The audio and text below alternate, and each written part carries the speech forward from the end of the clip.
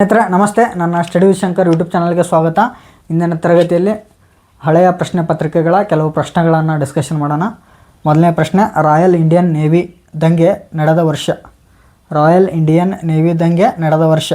Option A 1942, option B 1943, option C 1946, option D 1945. ಸ್ನೇಹಿತರೆ, ಭಾಳ important ಪ್ರಶ್ನೆ. ಹಲವು ಪ್ರಶ್ನೆ ಪತ್ರಿಕೆಗಳಲ್ಲಿ ಈ ಒಂದು ಪ್ರಶ್ನೆ ಬಂದಿತ್ತು. ಇದರ ಸರಿಯಾದ ಉತ್ತರ 1946ರಲ್ಲಿ ರಾಯಲ್ ಇಂಡಿಯನ್ ನೇವಿ ದಂಗೆ ನಡೀತದೆ. ಸ್ನೇಹಿತರೆ, ರಾಯಲ್ ಇಂಡಿಯನ್ ನೇವಿ ದಂಗೆ 1946 ಫೆಬ್ರವರಿ 18ರಂದು ನಡೀತದೆ. ಎಲ್ಲಿ ನಡೀತದೆ ಅಂತಲೂ ಕೇಳ್ತಾರೆ. ಎಲ್ಲಿ ನಡೀತದೆ ಸ್ನೇಹಿತರೆ? ಬಾಂಬೆ ರಾಯಲ್ ನೌಕಾಪಡೆಯ ಸೈನಿಕರು ಬಾಂಬೆಯಲ್ಲಿ ನಡೀತದೆ. ಸೈನಿಕರು ದಂಗೆಯನ್ನು ಮಾಡ್ತಾರೆ. ಇಂಪಾರ್ಟೆಂಟ್. ಈ ದಂಗೆಯ ನಾಯಕತ್ವವನ್ನು ವಹಿಸ್ಕೊಂಡವ್ರು ಯಾರು ಅಂತಲೂ ಕೇಳ್ತಾರೆ ಸ್ನೇಹಿತರೆ.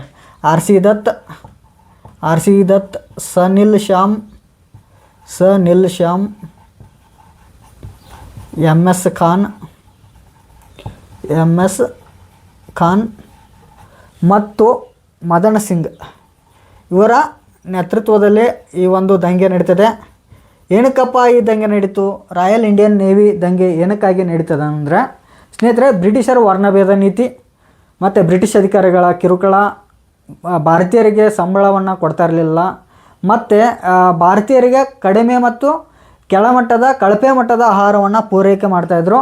ಇದರಿಂದ ರೊಚ್ಚಿಗೆದ್ದಂತಹ ಅಲ್ಲಿನ ನಾವಿಕರು ಬ್ರಿಟಿಷರ ವಿರುದ್ಧ ಮುಷ್ಕರವನ್ನು ಮಾಡ್ತಾರೆ. ಈ ಮುಷ್ಕರ ಬಹಳ ದೊಡ್ಡ ಮಟ್ಟದ ಒಂದು ಮುಷ್ಕರವಾಗುತ್ತದೆ. ನಂತರ ಇದು ಒಂದು ಉಗ್ರ ರೂಪಕ್ಕೆ ತಾಳಿದಾಗ ನಂತರ ಇದನ್ನು ಗಾಂಧೀಜಿಯವರು ಮತ್ತು ಸರ್ದಾರ್ ಪಟೇಲ್ ಅವರ ಮಧ್ಯಸ್ಥಿಕೆಯಿಂದ ಈ ಒಂದು ಸಮಸ್ಯೆಯನ್ನು ಬಗೆಹರಿಸ್ತಾರೆ. ಗಾಂಧಿ ಮತ್ತು ಪಟೇಲರ ಮಧ್ಯಸ್ಥಿಕೆಯಿಂದ ಈ ಒಂದು ದಂಗೆ ಶಮನವಾಗುತ್ತೆ. ಗಾಂಧಿ ಮತ್ತು ಪಟೇಲರ ಮಧ್ಯಸ್ಥಿಕೆಯಿಂದ. ಸ್ನೇಹಿತರೆ, ಇಷ್ಟು ಈ ಒಂದು ಪ್ರಶ್ನೆಯ ವಿಶ್ಲೇಷಣೆ. ಸ್ನೇಹಿತರೆ, ಮುಂದಿನ ಪ್ರಶ್ನೆಯನ್ನು ನೋಡೋಣ. ಎರಡನೇ ಪ್ರಶ್ನೆ, ಯಾವ ಪಂಚವಾರ್ಷಿಕ ಯೋಜನೆಯಲ್ಲಿ ಎಕ್ಸಿಮ್ ಬ್ಯಾಂಕ್ ಸ್ಥಾಪನೆ ಆಯಿತು?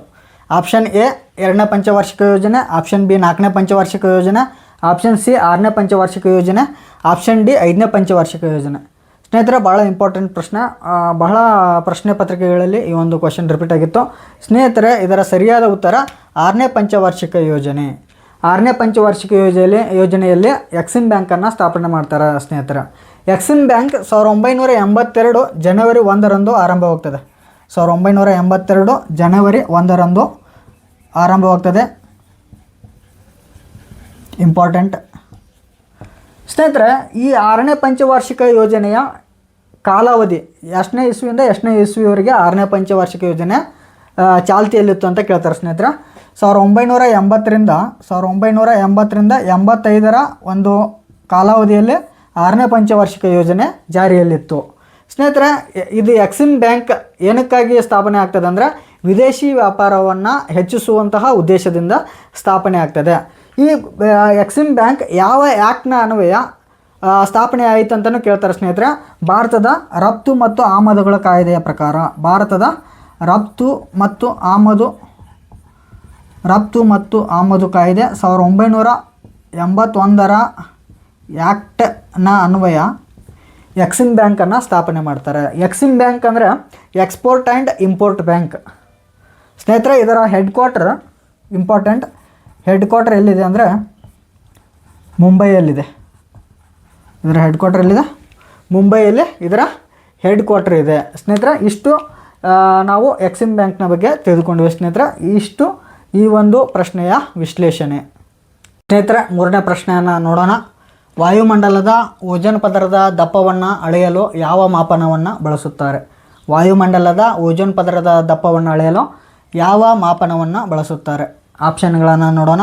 ಆಪ್ಷನ್ ಎ ಮೆಲ್ಸನ್ ಏಕಮಾನ, ಆಪ್ಷನ್ ಬಿ ಕ್ಯಾಂಡೆಲ್ಲಾ ಏಕಮಾನ, ಆಪ್ಷನ್ ಸಿ ಡಾಬ್ಸನ್ ಏಕಮಾನ, ಆಪ್ಷನ್ ಡಿ ಸಿಲ್ವರ್ಟ್ ಏಕಮಾನ.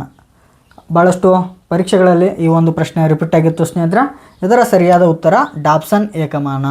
ಡಾಬ್ಸನ್ ಏಕಮಾನವನ್ನು ವಾಯುಮಂಡಲದ ಓಜೋನ್ ಪದರದ ದಪ್ಪವನ್ನು ಅಳಲಿಕ್ಕೆ ಬಳಸ್ತಾರೆ. ಸ್ನೇಹಿತರೆ, ಈ ಓಜೋನ್ ಪದರ ವಾಯುಮಂಡಲದ ಯಾವ ಭಾಗದಲ್ಲಿ ಕಂಡುಬರುತ್ತದೆ ಅಂತ ಪ್ರಶ್ನೆಯನ್ನು ಕೇಳಿದ್ರು. ಸ್ನೇಹಿತರೆ, ವಾಯುಮಂಡಲದ ಸ್ಟ್ರಾಟೋಸ್ಫಿಯರ್ನಲ್ಲಿ ಓಜೋನ್ ಪದರ ಕಂಡುಬರುತ್ತದೆ.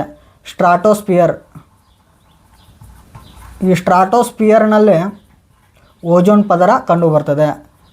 ಸ್ನೇಹಿತರೆ, ಈ ಓಜೋನ್ ಪದರ ಸೂರ್ಯನಿಂದ ಬರುವಂತಹ ಹಾನಿಕಾರಕ ಅಲ್ಟ್ರಾ ವೈಲೆಟ್ ಕಿರಣಗಳನ್ನು ತಡೀತದೆ, ಅವುಗಳಿಂದ ನಮಗೆ ರಕ್ಷಣೆಯನ್ನು ಕೊಡ್ತದೆ. ಸ್ನೇಹಿತರೆ, ಈ ಡಾಪ್ಸನ್ ಮಾಪನವನ್ನು ಕಂಡುಹಿಡಿದ ವಿಜ್ಞಾನಿ ಯಾರು?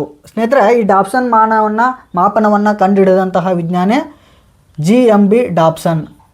ಬ್ರಿಟಿಷ್ ವಿಜ್ಞಾನಿ GMB ಡಾಪ್ಸನ್ ಅವರು ವಾಯುಮಂಡಲದ ಓಜೋನ್ ಪದರದ ದಪ್ಪವನ್ನು ಅಳೆಯುವಂತಹ ಒಂದು ಮಾಪನವನ್ನು ಕಂಡುಹಿಡಿತಾರೆ. ಸ್ನೇಹಿತರೆ, ಇದು ಕೂಡ ಇಂಪಾರ್ಟೆಂಟ್. ಸ್ನೇಹಿತರೆ, ಇದು ಈ ಒಂದು ಪ್ರಶ್ನೆಯ ವಿಶ್ಲೇಷಣೆ. ಮುಂದಿನ ಪ್ರಶ್ನೆಯನ್ನು ನೋಡೋಣ. ರಾಜ್ಯವೊಂದರಲ್ಲಿ ವಿಧಾನ ಪರಿಷತ್ತನ್ನು ಸೃಷ್ಟಿಸುವ ಮತ್ತು ರದ್ದು ಮಾಡುವ ಅಧಿಕಾರ ಯಾರಿಗೆ ಸಂಬಂಧಿಸಿದೆ? ಆಪ್ಷನ್ ಎ ಸಂಸತ್ತು ಮಾಡಬಹುದು, ಆಪ್ಷನ್ ಬಿ ರಾಜ್ಯ ವಿಧಾನಸಭೆ ಮಾತ್ರ ಮಾಡಬಹುದು, ಆಪ್ಷನ್ ಸಿ ರಾಜ್ಯಪಾಲರ ಶಿಫಾರಸಿನ ಮೇರೆಗೆ ಸಂಸತ್ತು ಮಾಡಬಹುದು, ಆಪ್ಷನ್ ಡಿ ರಾಷ್ಟ್ರಪತಿಗಳು ಮಾಡಬಹುದು. ಭಾಳ ಇಂಪಾರ್ಟೆಂಟ್ ಪ್ರಶ್ನೆ ಸ್ನೇಹಿತರೆ. ಹಲವು ಪ್ರಶ್ನೆ ಪತ್ರಿಕೆಗಳಲ್ಲಿ ಈ ಒಂದು ಪ್ರಶ್ನೆ ಬಂದಿತ್ತು. ಸ್ನೇಹಿತರೆ, ಆಪ್ಷನ್ ಎ ಸಂಸತ್ತು ಮಾಡಬಹುದು. ಇದರ ಉತ್ತರ ಸಂಸತ್ತು ಮಾಡಬಹುದು. ಸ್ನೇಹಿತರೆ, ಸಂವಿಧಾನದ 169ರ ವಿಧಿಯ ಪ್ರಕಾರ ಒಂದು ರಾಜ್ಯದಲ್ಲಿ ವಿಧಾನ ಪರಿಷತ್ತನ್ನು ಸ್ಥಾಪಿಸುವ ಮತ್ತು ರದ್ದುಗೊಳಿಸುವ ಅಂತಿಮ ಅಧಿಕಾರ ಸಂಸತ್ತಿಗೆ ಇರ್ತದೆ.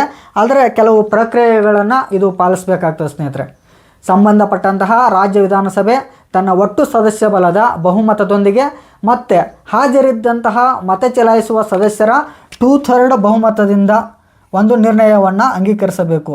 2/3 ನಿರ್ಣಯದಿಂದ ಬಹುಮತದ ಒಂದು ನಿರ್ಣಯವನ್ನು ಅಂಗೀಕರಿಸಬೇಕು. ಅಂಗೀಕರಿಸಿದ ನಿರ್ಣಯವನ್ನು ಪಾರ್ಲಿಮೆಂಟಿಗೆ ಕಳಿಸಬೇಕು.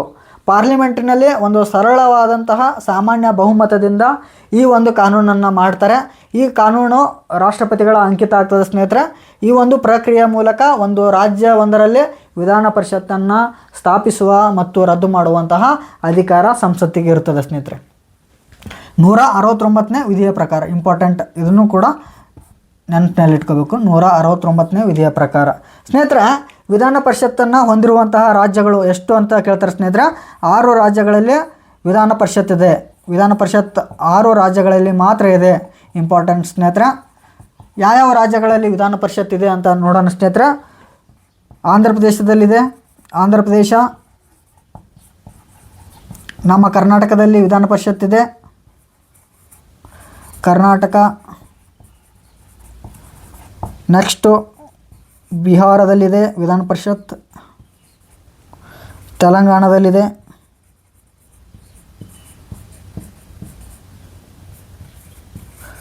ಉತ್ತರ ಪ್ರದೇಶದಲ್ಲಿದೆ,